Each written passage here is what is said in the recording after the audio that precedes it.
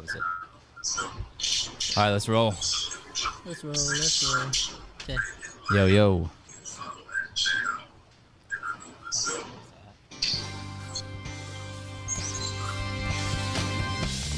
Welcome to Mornings with Matt, personal and professional development training that connects the art of acting with critical life skills and self-mastery. Presented by the Deering Acting Studio.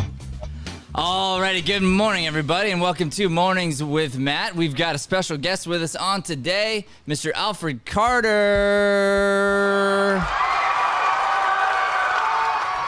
We need to put on our video for Mr. Alfred there. And is your sound on there, Alfred?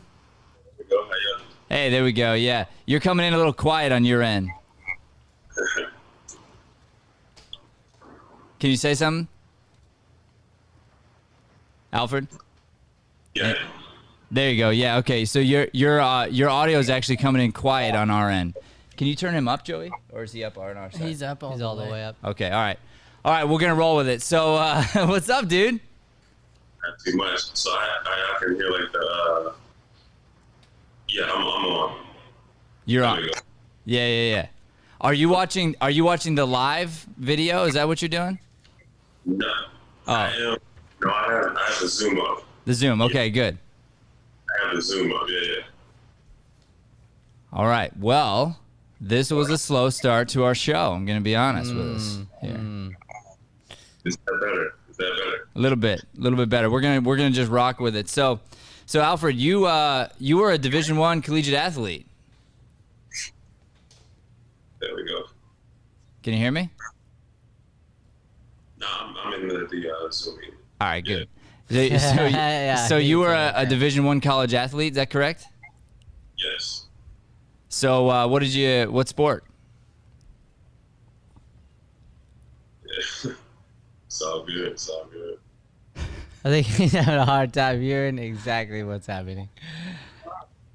So here's what we're gonna do, Alfred. I'm gonna have Brian troubleshoot with you offline, and I'm gonna start the show here, and then we're gonna get you connected in, okay?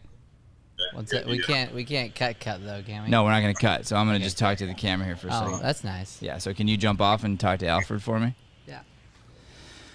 All right. So good morning, everybody.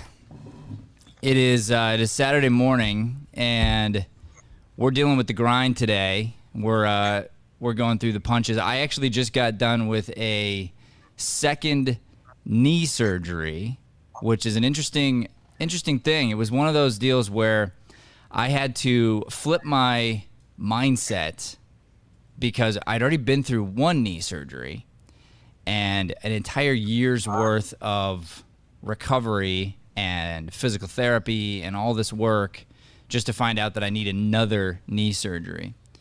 And so at first I was pretty scared. I was just sort of like down about it and sad because I'm like, wow, I gotta go in again. And it wasn't until about a week before the surgery that I told myself, like, dude, what are you doing, bro? You're setting yourself up for. We need to turn his audio down. You're setting yourself up for disaster here because you're in a place where you got to have a good mindset going under anesthesia. And if anybody out there has anything coming up, understand that the mindset you go into a surgery with is a complete game changer. I know this. My dad's a doctor. I've been around the ER. I used to work in the emergency room for about 4 years.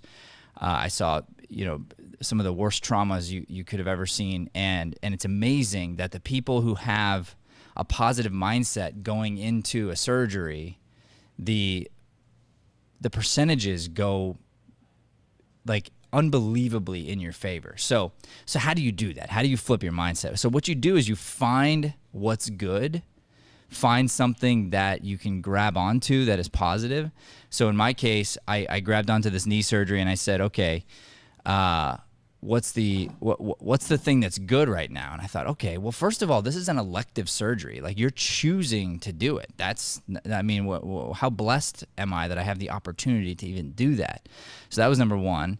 And then number two, I thought, okay, well, my knee was pretty messed up the first time they fixed most of it. Now there's just like this last step. Like, let's just get through this thing and let's be grateful and excited. And so anyway, I put myself in that mindset, and it's been awesome. My wife has been like a complete turnaround. She's so happy about the recovery this time, because last time it was literally like 4 months of me just being a slug, and this time it was like 6 hours, and I was like, whoa, babe, I don't know how to tell you this, but I'm already feeling good. So so anyway, so that's this idea of how do you flip your a mindset from negativity into positivity. So I just want to share that with everybody when we got Carter on. All right, so Mr. Alfred Carter's in the house. Look, dude, now you sound like you're using a microphone, and it sounds good. You can probably hear me now. It's really nice. Oh yeah. The hearing you part really helped. So it's so funny because you had this like nice setup, and you looked good and you sounded terrible.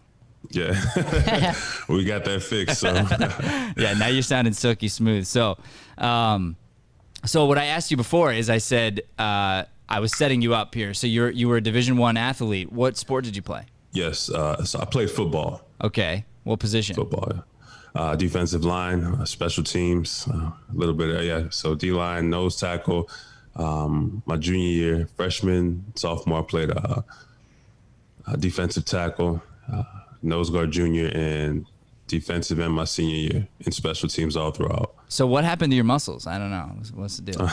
Yeah, why did they calm down? And why is Joey so very excited to hear that? No. I don't know. I just that's so cool. He's a football love. And I'm obsessed also with next level businessmen and athletes in particular, businessmen and women and athletes, both male and female. I get very excited by this because I understand that in some ways these human beings have accomplished something that I haven't, which is a mastery over either business or physicality. And to be a Division I athlete, you had to have gone through a series of disciplines that put you in place to be there. Is that correct?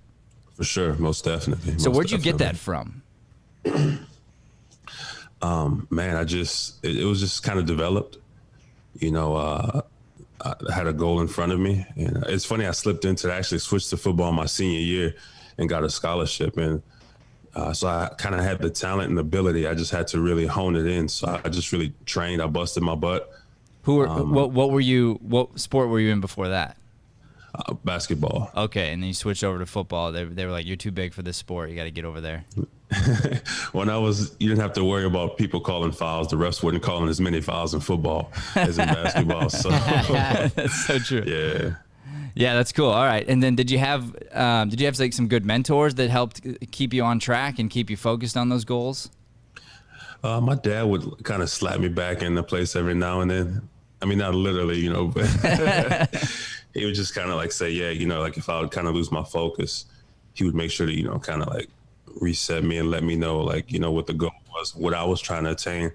And my brother as well, he used to keep it real. So it was those two, so for sure. That's good. So you had a good support system. So I'm gonna brief through some of your history here, and then we're gonna get right into the questions today. So you were going down this path, and then you were put into a coma. Something happened? Oh no. So so basically I was in a car accident. Like, it was funny because like I made the transition from football and sports to film and stuff. And then like things were going pretty good. And that summer of 2013, I rapped on When the Game Stands Tall. We shot for like 2 months. And then that December, I was in a car accident, my brother and I, and it was crazy. It was insane. So I was in the coma. I was in the ICU for like 2 weeks. I broke my back, I tore my hip, and I ruptured my intestines. So I had a colostomy bag for 9 months. And I was still playing football. Like I was going to come back the next season and like do something. But then the accident happened, and then it kind of just killed that. Yeah. So was that just like a big eye-opening experience for you? Was that something that kind of turned your world upside down, and you had to start over with your confidence and mindset and completely? And whatnot? Oh, for sure. Tell me about that experience. It was tough.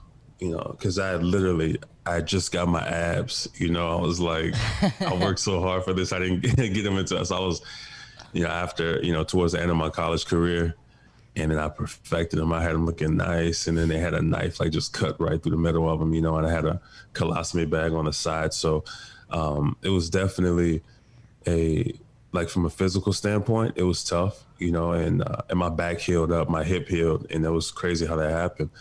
But I still had the colostomy bag for like 9 months. And I don't know, it was just a confidence. It shook my confidence a good bit.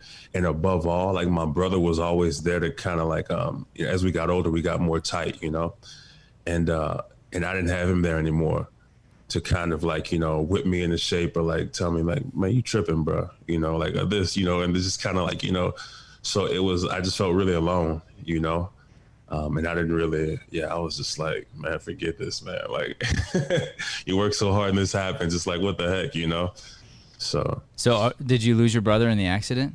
Yeah. Oh, yeah. man. Well, I'm so sorry to hear that. That's it. Thank you. That's unbelievable. So you come through this thing, and you were already venturing into acting, and so then what happens right after that? You get your you kind of get your act together. Are you jumping right back into acting? Did you find another path? Like how did you navigate from there? So it was a lot of things. It was mostly a lot of soul searching and trying to, figure this thing out and like why me and all that type of stuff. And eventually I was like, you know what, I might take, some acting classes. So I took a few acting classes, and nothing too extensive, but just like a couple things here and there. Like in that acting class, I realized that, and just kind of being in the culture back home in New Orleans, it's really a lot of who you know, or what you can bring to the table. It's not always about, oh, I'm an actor, cast me in your film. And it's like, you always see those people, you're like, man, like, and I kind of did a lot of digging, and like, looking stuff up online, watching different videos and realizing that people, especially nowadays, people want someone who can bring multiple things to the table, especially when it comes to film, so that's when I started to like tap into like my inner abilities, I guess you could say. And yes, I started writing, and I was like, I know I can act, but I also have this creative mind. So I'm like, you know what, I'm gonna write this short film about a college athlete. And it ended up turning into like a feature length film. And just sitting in class, I would look at different people, watch them do monologues. I'm like, oh, okay, they remind me of this type of character. So I just write, and she would do this in the movie, he would do this. And it just kind of like just grew from there, and because my brother and I used to do music heavy, like a lot. But after the accident, I kind of left it alone. I didn't really, it was weird. So it was good to have this other outlet, of writing and expressing myself. Kind of kick in, and that I didn't even really knew that I had. So that was cool too. Yeah, that's amazing. So did you ever make that movie? No, I didn't make it.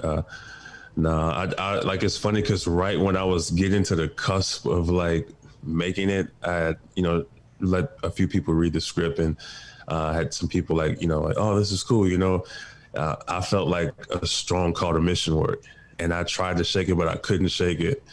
And I was like, no, no, God, like, this already happened. I thought I was gonna do this, and this happened. So now, and it's like, but I just couldn't shake it. And when I just kind of gave in and went with it, I just felt like this freedom, this peace that I knew was what I was supposed to be doing.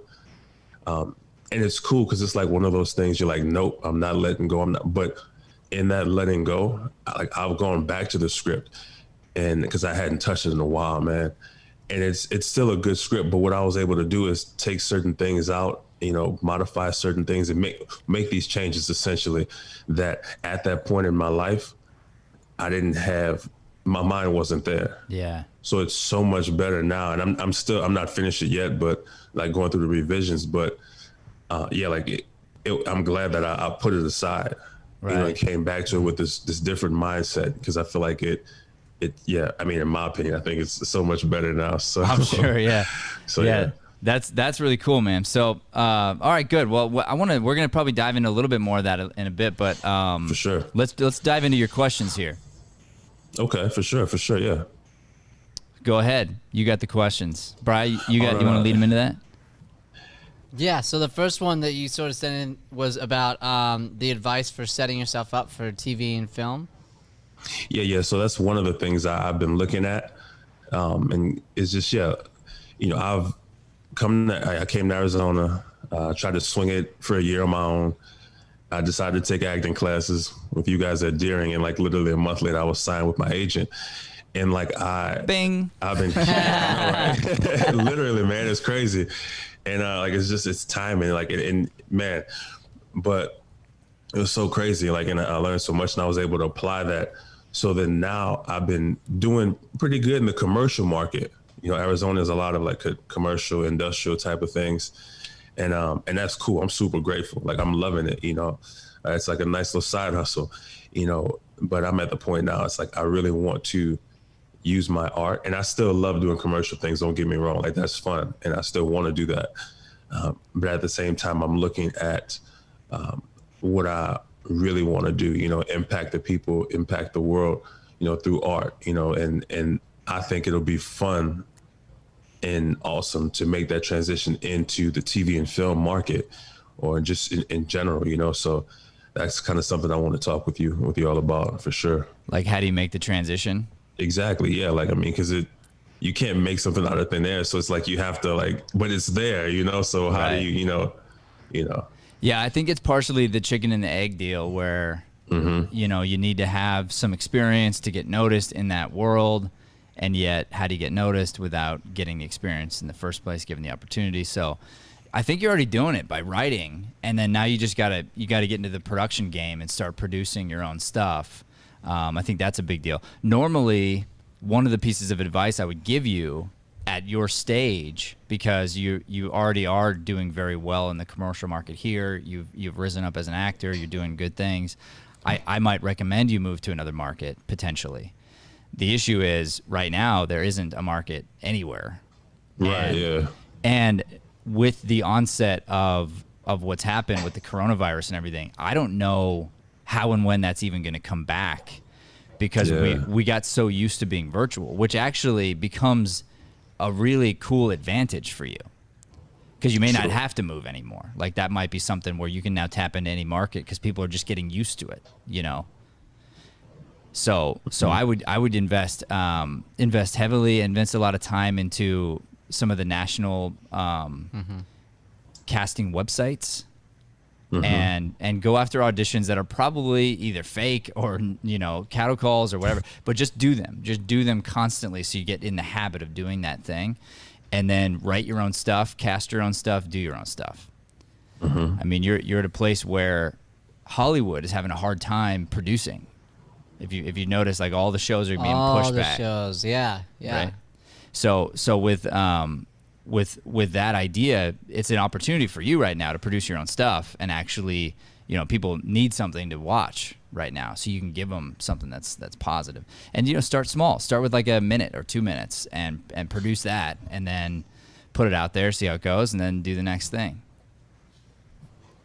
That kind of leads into yeah. his next question, sort of, where he's asking a little bit about you asked for top 3 things about what you could change that could leak into other aspects, right? And so, like, I mean, one of those is the idea of that discipline, of doing something every single day. So, like, this is and not even caring about the results, because, like, that's the truth. The national websites, like, hundreds of thousands of people are auditioning for these sometimes, and it's like all over the U.S. and beyond in certain ones. And so you're not doing it because you're expecting to get it. But if you continue to do it every single day, like if you just picked even just one every day, and I guarantee you they're there because my email's flooded with them, right? So you could totally do one every day. And if you're doing that every single day and you're like working on that and putting them out there, there's no way, you don't get better as an actor, but then bleeding into the other parts of your life, your music career, and honestly, your home life and everything, and your new dad, I know. So like all of that, you will then like just have discipline. Like you'll have discipline to do the things that you want to do and need to do every day. Yeah, 100%. So let me ask you before I dive in and add on to what Brian said. Why did you ask that question? Because I feel like I'm the type of person that I feel like I can always learn more. there's always more to learn. There's always, because if you stop learning, you die, essentially. And you always have to evolve. And I'm always interested in hearing other people's opinions on the matter. And also you spoke about something a while back in one of the classes. You mentioned, just like you were making some changes, and one of the things where you started waking up like super early, and you were like going for like a jog or something, I think it was, and how it was, leading into other aspects of your life, like in a positive way. And so it's like, and that was a little while back when I first started taking classes at the studio. And I mean, I know there's more than that. Like you have made more changes than that. And it's like, okay, Matt's been doing this like, for a while. I've done it inconsistently on and off, but it's like, you started a while back.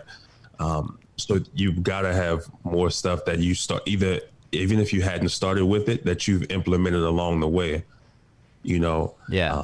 And I mean, you're doing your thing, in business and whatnot. So it's like, okay, you're doing your thing. What are you doing? And, how are you making this work? And I mean, I guess I could sit here and figure it out on my own, but it's like, why not go to someone else who's already done it, who has that wisdom? So that's why I was, I mentioned that one. Yeah, and that makes sense. I guess the thing I'm trying to get at is there something right now that you're feeling is holding you back, that you're hoping would, like, whatever change that I recommend would leak into like that area? Like, is there a place you feel weak right now? Maybe like just making myself do stuff. I guess discipline essentially. I'm just really trying to, finish my script, finish going through that. As far as music goes, I have quite a bit of stuff, but I've selected a few things I want to use, like for like maybe an EP or something. And I'm just, I guess sometimes I have like my brain, I have so many things going on, in work, life in general, family. You have the artistic aspect, and all these things, I have things coming to me new, like constantly, but I also have these things that I'm trying to work on. And it's just like, I kind of get like overwhelmed sometimes. And I'm like, okay, I'll get to it eventually, but like I just kind of don't know where to start. Yeah. And I feel like it's not there, like you see a tree, but that's not all you see. There's a root system. Right. It's like, how do you get to the root of the matter? How do I stop saying, man, I've been doing pretty good at helping people with acting and whatnot. I want to start my studio and actually start the acting studio. Yeah. And I want to, mentor different people, and I want to teach people, and like, how do I I know I could teach this. I know I could help people with this. How do I go from doing that to actually doing it, Yeah. And I mean, you've done it. So, that's kind of where I'm at. Like, how do I make these almost tangible things fully tangible? Yeah. And so it sounds like you're talking about consistency more than anything. Yeah. Okay. True. And then when it comes to your your disciplines right now, is there anything that you do every day that guaranteed? Recently I started, like, I wake up and I've been taking like my vitamins and stuff, and do a little apple cider vinegar thing. And I've been doing that consistently, for a while. I started waking up and working out and, kind of getting like a jog in, but I fell back on that a little bit, especially with the new baby. I was like, it kind of threw me off, threw my wife and I both off a bit, like the sleep schedule wise. And I just figured it'd be smart to actually get sleep, but now she's getting to a place where she sleeps through the night. She's actually gotten to that place a little while back. So now it's like, I need to get back in that schedule. I need to get back in that habit, but I haven't, Right. So you also said, because by the way, I'm welling up an answer here. It's like brewing. Oh, I know. I know. So you said you felt like you were on the brink too, like a brink of a breakthrough. Why do you feel like that? Man, I feel like I'm like right on the brink of something like something great. But I feel like I'm holding myself back in a sense, like, I don't know. Like I said, I feel like there are more things I could be doing. I know busyness isn't always the answer or the key, because just because you're busy doesn't mean you're actually doing anything. Right. But I just have this feeling like, because I have a lot of great ideas. Things are, popping off, decently, even in the midst of a whole quarantine thing. And I just feel like I don't know, I can't really explain it. I just feel like I got something there, and I guess that's why I'm like, I don't know. That's why I'm like conflicted and trying to figure out what to tap into, how to, do this, or, maybe it's just a thing of doing what I can do and just kind of, waiting for God to open that door. But at the same time, it's like, you can't just sit and wait. You got to be a little bit of Aaron Burr and a little bit of Alexander Hamilton. You have to there's a balance, and I'm trying to find that balance, And like I said, I know there's something more I could be doing. I need to be doing more because God's going to open the doors. We have to walk to the doors first. We got to walk through the door, Yeah. Type of thing. So. All right. Because you brought it up, what is your favorite Hamilton song? Go. Oh man, I love My Shot. I love Dear Theodosia. I love Story of Tonight. History Has Its Eyes on You. That's all of them. Just putting out all the best ones. I know. Yeah, it's tough to choose. All right, so let's break this whole thing down here. First and foremost, the thing that will change your life, and this is why I like talking to a Division I athlete, because you already know what I'm talking about. You could never play if you didn't practice ever, and what you have to your advantage, that like if you, let's say a Division I athlete who's at a college is going to go against another equally talented Division I athlete, and you're going to play against each other in 6 months. Only you're on a team with coaches who are pushing you, and the other person is by themselves at their house pushing themselves. And you start equal. 6 months later, who do you think is going to win? Oh, the one with the team play, the players, the teammates, and the coaches for sure. Yeah, why? I mean, depending on how intrinsically motivated the other guy is. That's right. But I mean, just the team aspect, it does help. Just to have those accountability. That's exactly what it is. Accountability. It's peer pressure. It's coaches saying you have to be here. You don't have a choice. And I'm sure in your career as a college athlete, there were times you were pissed at your coaches. There were times you were frustrated. You had to go to practice and like get up early and all the stuff, all the disciplines they put you through. But now you look back on it and you're going, wow, like that shaped me. It shaped who I am, and it shaped, my play, and I understand it now. So for you to be able to do that for yourself, first of all, and second of all, you got to, like, the whole world's got to get over this thing about not training. You got to train. Like, you got to train and train heavy. You got to train with people that challenge you. And I know you were getting challenged in our class. So, like, I'm going to hold you right now, feet to the fire, and go, dude, like, you got to be, I'm actually not kidding. Like, you really got to get in and you want to do it. Because I actually believe you. But I thought you were on the brink back at the last the last master class. And you would never know this, because I don't tell people, I don't want to make guilt trips or anything. Like, my heart was broken when you stopped taking classes, because I saw what was next for you. And I'm like, oh, really? Alfred's not going to keep... Like, it broke me, because I was like, he just understood this new concept, which enabled us to now operate at a new level. I knew I had new stuff to teach you. I couldn't wait. And yet... life happened, of course, and baby and all this other stuff, and yeah. But those are all excuses, So at the end of the day, it's like, what's most important to me? And even like, and you don't know me that well, but I would have never let you not come here because of finances ever in a million years. That's just who I am. And I've gotten, there's a reason I'm not a millionaire yet. It's because I give away too much. I had a business mentor tell me, dude, all right, it's time to pull back. But I just, like, I can't. Like, it's just who I am. I trust in it. I believe in it. I think all these people who are successful eventually are going to come back and go, thank you, which is great. Truthfully, dude, that's the deal. All right. So then what you can do is create for yourself a morning routine, a decision that no matter what, it happens. So start easy. Start with something that's a guarantee and do it. Now, there's a reason I get up so early. Number one, I felt called to it. I did it a couple times. It felt good. And then I had this realization. I go, if you're serious, if you're really, really serious, this is the only time during a day that is guaranteed the rest of the world won't bother you. And by the rest of the world, I mean my kids, and I mean my wife, who I love more than anything. I mean the team here. Like there's only this small window of time that's like, it's just me, God, my disciplines, and what I'm gonna do. And so if I can frame myself and set myself for that kind of success, it's gonna work out.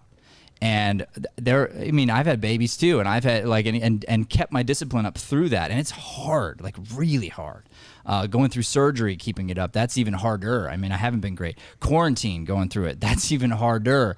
And like having the guts to keep going, to keep pushing, to ask not less of yourself, but more of yourself when it's hard. That's when you really thrive. And you start to get excited about it. Like you get pumped and you're going, okay, so I had this discipline. I have a very good excuse not to do it. Why don't I do 2 extra reps instead? Because now I'm telling myself that this is how I deal with adversity. You're programming your mind. So yes, you need sleep, of course, but there are going to be times when you don't get it. Like that's life.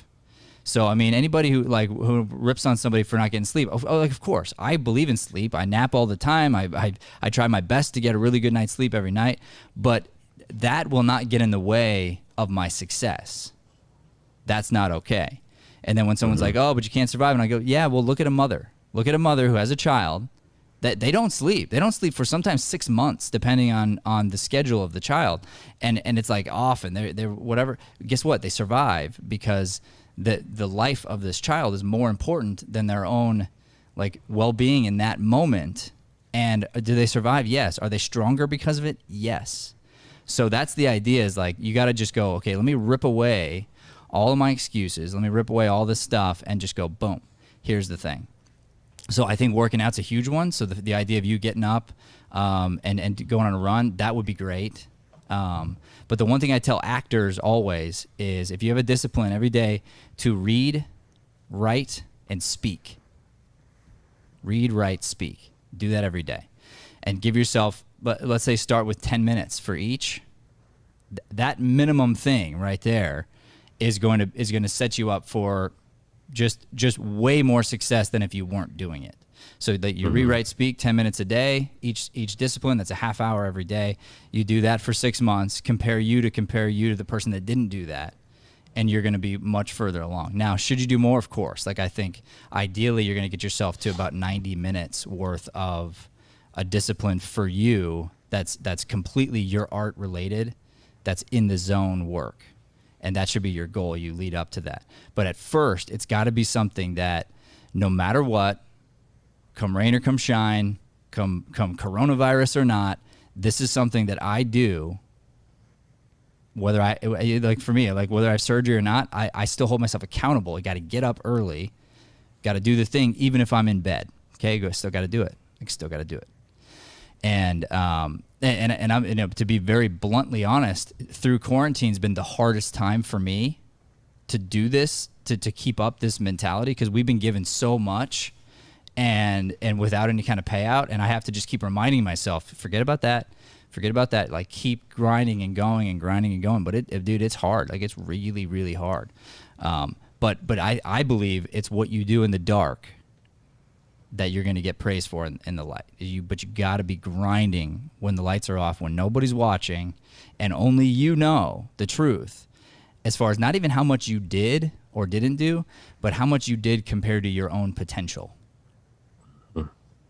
And that's why I say you earn your pillow, because somebody else might do 1/10 of what I do in a day, but for them, they gave 110% of who they are that day, and I might have given 70% of who I am. I lost that day, they won. That's the truth. And if we keep going down those same paths, I give 70, they give 110, eventually they pass me up. Can we just find one more thing so that it's 3 things? Oh, I said read, write, speak. Read, write. No, that's your 3. Okay, cool. Yeah, that read, works. write, speak. Sweet.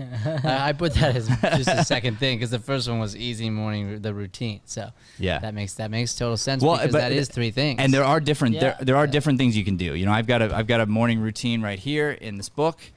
Acting is my day job, 7 strategies. It's time now for Brian Sweeney's Shameless Plugs. Shameless plugs. I suppose I'll read it. Matt has these in his book, Acting is My Day Job, 7 Strategies to Market and Make Money as an Actor. So definitely check that out. It's on Amazon. And literally, bro, it goes through the stuff you're talking about, discipline, all of that. Right here in the middle, there's all kind. Wow, I opened it right to be inspired. That's pretty amazing. There's like literally a bunch of worksheets that deal with this, deal with like tracking, discipline. Like as an actor, I think we think of ourselves a lot just as like artists. Like, you know, you were talking about bringing out the artistry, right? But we're also business people. Like we run our own business. And so all that's in there. And Acting is My Day Job. Brian Sweeney, shameless plug, and check out Carter at Alfred Carter TV and CFTmusicgroup.com. So dope that you have that. We'll talk about that, I'm sure. Okay. For sure. All right, good. Did I hit you there where it hurt? Oh no. I mean, I'm like I said, I play football, so I'm like, I like, you know, I like to keeping it real. I like that type of stuff. I don't need the sugarcoat, you know. Yeah. Save that for somebody else, you know. You get better quicker when you get it real. So Yeah. yeah. You know, it's interesting. We've been we changed our mindset, as you said a while back. It was for me. It was February 2nd, 2018, and since that day, the studio has been it's been like a cheese grinder, and like all the extraneous, you know, thoughts and ideas are going away, and all of a sudden we're attracting just a different type of person. And we've almost had a D1 athlete in our program like every month now for a long time. Like we got a tight end in there right now. Yeah. Is he gonna be trying out for the Cardinals, right? Is that what I heard? He's got a session with the Cardinals and the Ravens and the Texans. So we'd like to see him try to go out for a pass and then watch you just level him. I will say that's one of my favorite things is when we have football students come in because I always get them to throw the football at some point. Yeah, it's pretty nice. After class. And 100%. that's a fun time. And Matt will probably be a future guest. I'm sure I messaged him yesterday, so we'll be putting him on the books as well. Nice. So you can watch his episode too, Carter. That's great. Yeah. For sure. Alfred. For sure. Everyone's called him Carter. I know, Matt did it, and now it's in my brain. I'm like, I actually kind of like okay. it. It's like it's kind of cool. So let's He recap just- on what I just said and make sure that you're with me on that. So what are you gonna do? Oh yeah, for sure, man. Just look for that community, like you mentioned, and community and coaching for sure, and as well as getting that routine, that discipline, which is much needed. You know, discipline and sticking to it, and getting that routine. You know, and also working at the craft. You know, and I guess that's what gets me because it's like I want to sit down and just write. You know, if I sit down and read, I want to read. Like I want to for at least an hour. I want to write for at least an hour. You know, so it's good to think of it that way. I've heard it before, but I just kind of like, well, no, just 10 minutes or 5 minutes. Like, but I mean, that makes sense though. Cause usually if I sit down and write for 10 minutes, it'll end up being longer, you know? Right. But yeah, like I said, if I don't have enough time to sit down and really like devote to it for like at least an hour, I'm like, nah, I don't want to do it. But just, hearing that again, just to have it reiterated, it makes sense, you know? So think about this. Sure. Like this would make this easy for you. Okay, since you're a writer, and I get this. What if you start with reading? Okay, so it's going to be 10 minutes of reading. Whether you pick up something like the Bible or a great philosopher or Shakespeare or something that's going to be challenging to your mind. 10 minutes, set the alarm. Now you're probably going to want to read for longer, but when the alarm goes off, boom, put that down for a second. I'm going to write. Whatever comes. It doesn't matter if it's part of my screenplay. I'm going to free flow write. So then, okay, and then I'm just let myself I don't know what it is. It's just coming out, blah, blah, blah, boom, done. Then that alarm goes off. Pick up what you wrote and speak it out loud as if it's a speech, as if it's an inspirational speech or you're reading a book on tape or whatever, play the different characters, but get good at talking because this is a part of your instrument that you've got to use as an actor. Now you've been through that. So that's like a creative warm up. Now sit down and whichever one you're leaning into for the day, go, all right, I'm creatively warmed up. I'm feeling my writing game today. Or I'm creatively warmed up. I was really like getting into my speaking. Let me go pick up a monologue from something and I'm going to work on just my speaking and presentation skills today. Or, I haven't been able to stop thinking about that Bible verse or whatever I was reading this morning. But, so I'm gonna go back to that and I'm gonna dive in deep into whatever that thing is. But now the discipline is in place and it's like I always do this one thing, guaranteed, never miss. It doesn't matter, never miss. And once you make that decision, it'll click, and then like you said, you start to get addicted because you'll feel progress. Progress is fun. Progress makes people happy. So. For sure. Heck yeah. It's always good to see that progress. So yeah, definitely. He's so cool. He's like the coolest, like so cool. It's hard. You can't shake Alfred. And I've been at home before and been like, let me just see if I can bring on the Alfred voice. Like, hey, and it doesn't work. It doesn't work. That was pretty good, Brian. That sounded just like him. That's unbelievable. There you go. Yeah. I don't know. Clearly, he wasn't kidding. He's been practicing. I have been practicing. Yeah. He heard that new song that Alfred dropped. Oh my gosh, was that man, good, I gotta dude. be like him. Oh my gosh, was that good? You dropped a new song? Thank I didn't you. hear about this. Yep. A few weeks ago. It's a real bop, Matt. It's a real bop. Where can people see that? Where can people find that, including Matt, obviously? So I have it on my. It's on Spotify, like on all streaming platforms. It's called Race 2020. So if you look up my name, Alfred Carter the Fourth, so it's Alfred Carter in a Roman numeral IV. It's on all streaming platforms. It's also on the website, cftmusicgroup.com. Some links to it on there as well. And on my personal website, alfredcarteriv.com, you can find it on there as well. So, yeah. I can Check it out. see your writing in there because you are a lyricist, my friend. There are a lot of analogies, and I was like, okay, all right. This is dope. What are you looking in for? Appreciate it. All right, so I think we got a final question here. Yeah. Okay. Something about dreams, goals, without going overboard. What's the? Did we already hit that? No, not at all. I was actually looking forward to this one because, because I mean, I think it's big, like for everyone, like personally, but like, let's look at the topic here. It's like, look at the world today. Everybody's stuck in this ultra realism, like, or that's not possible. You're not capable of that. That's not realistic. It's like, well, how is it not realistic? There are countless people who do this, for a living, whether it be, music, acting, writing films, like whatever you want to do. Within the realm of like, possibility, obviously there are people doing these things. So it's like, but so many people don't believe it, or they think it's, irresponsible or whatever, like just frivolous thinking. And my thing is, it's like, like how do I, especially the film, I think, I'm writing because, certain things are, I guess, distinguished, amongst, it's like one, oh no, you're not a writer, you're not a director, you're not a producer. Like, it's like, you can't do these things. Like, find someone who can do it. And it's like, well, no, I can.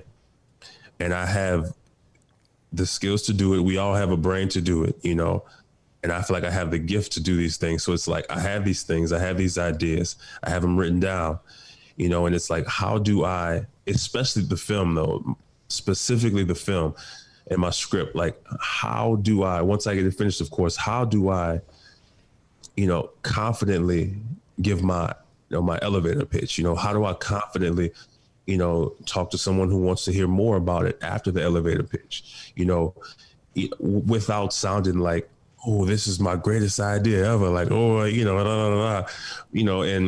and trying to make people feel it. But at the same time, I'm not trying to make them feel it, but without like sounding too grandiose, I guess, but at the same time, you don't want to sell it short, because I've done that for so long, oh yeah, I did this little acting thing before, Yeah. I write a little music sometimes. I don't really, nothing too big.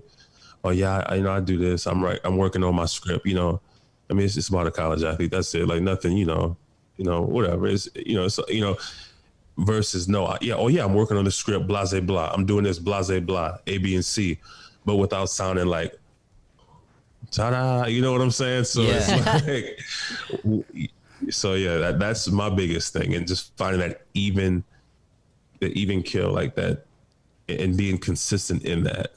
So I think trusting the work will speak for itself. Sure, you actually are asking two questions in one right now, because the elevator pitch is different than the social elevator pitch.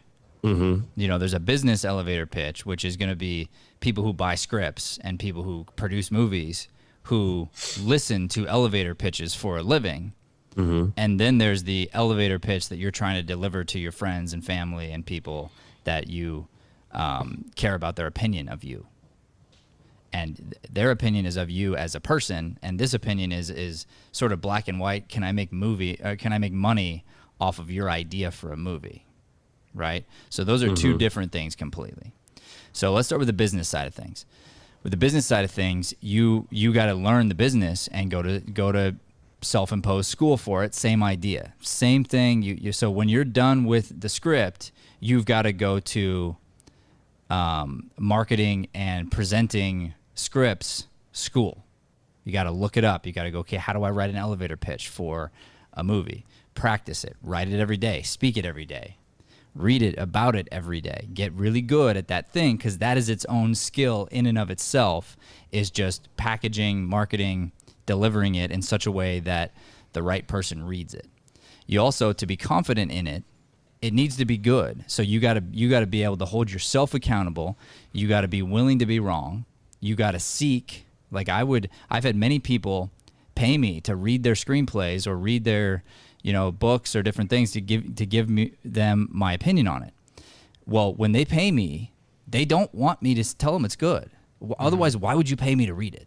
Like, that's such a waste, right? You want me to pick it apart. You want me to find little tiny ways. If it's great, how can I help you make it 1% better? How can I point out little tiny things that you can make adjustments on? Well, you want that. So that's how you can be confident, is you put it through the grinder. You take your script, you finish it, you put it through a grinder of people that are going to speak the truth to you.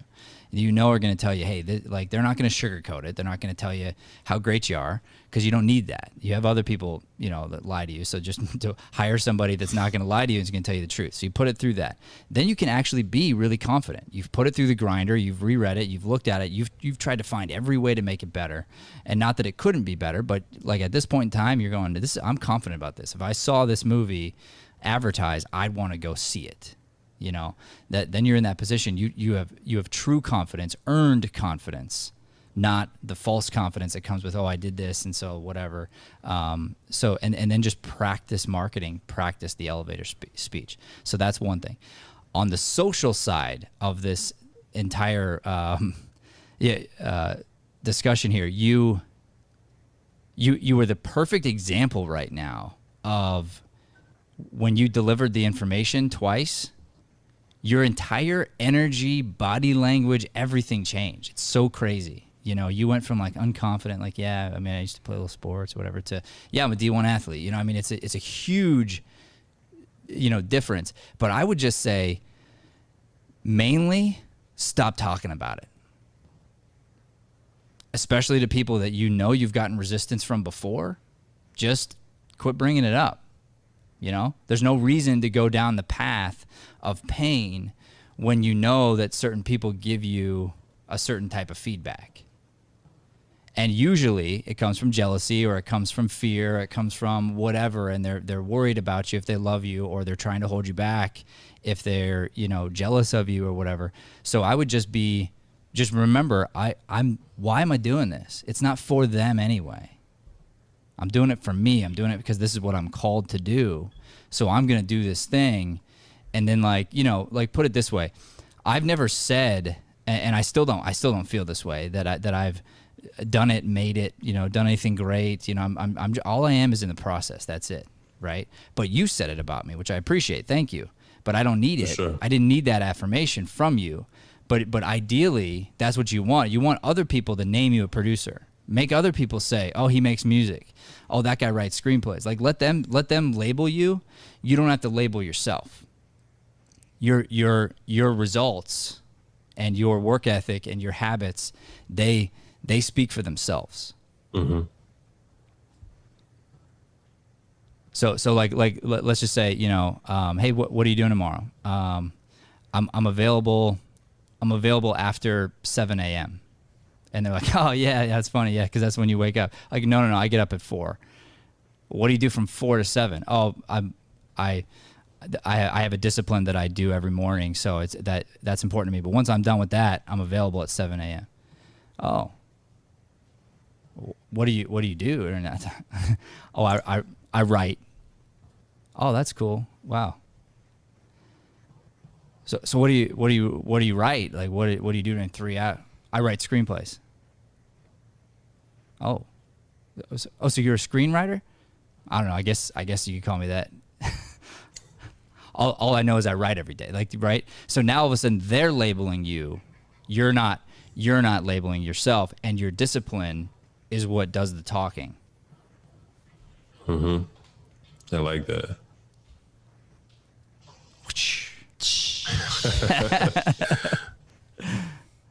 All right, homie. What else you got for me before we wrap for the day? This has been a great episode. Oh, for sure. Yeah, no doubt. No, man, I definitely like what you said with that, just doing it, and that's the thing. I haven't really talked. I mean, like my parents, and my sister, obviously my wife. But outside of that, I really don't. And it's because I've how do I say this to people without sounding, but I mean, you put it perfectly. Don't. That's it. Just keep it there. Just don't say nothing, and let the disciplines work. Let your work speak for itself.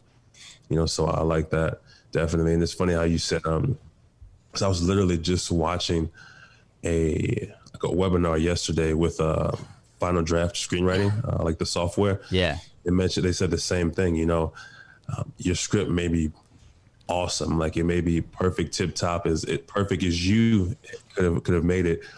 But then when you give it to someone who actually does these things, who actually, works in this industry, or actually writes scripts or makes the movies from the scripts, they can look at the script and they may make a note. And even if when they adjust that, if they make a star or whatever, they square that off, it may mess up a lot of things down the line in your story if you take it out. So what they were saying is you don't always have to necessarily take it out. Like, they may not be saying it sucks, or because they don't have the time to do all, but what they're saying is just look at that. Yeah. Look at that particular thing. And you might be, oh, wow, that. And you could literally just tweak it, and it'll make a world of difference. So it's funny you say that, and it could make it 1% better. Like you said, it can make it 20%, 50%. Heck, it could make it 100% better, Totally. And then, and if it was 100% already, it's 200 now, so it's it can always get better, and that's the beautiful thing of it, always being open, having that open mind to criticism, and so I like those answers for sure, man, for sure. All right, Alfred. Hey, man, we miss you. We miss you a lot, my friend. Same here, man, for sure. I'm glad you guys are staying happy and healthy and united as a family over there. You look good. You look like your spirit's in a good place. Thank you, for sure. Yeah, good, man. Good. Likewise. Yeah, y'all looking good over there too, man. Thanks. For sure. All right, homie. We're gonna wrap the show here, okay? Sounds good. All right. And thank you, by the way. Thanks for being on. Oh, no. Thanks for having me, man. Glad to be here. All right. All right, everybody, this has been Mornings with Matt. Thank you so much for tuning in. Please do not forget to like, subscribe, and share this channel. Help us keep putting out this light-driven content. Thank you so much, and God bless. Thanks for listening to Mornings with Matt. Please like, subscribe, and follow us at Deering Acting Studio to keep up with the latest content. For more information on classes, private lessons, or professional development coaching, visit www.deeringstudio.com. Have a Deering day, everyone.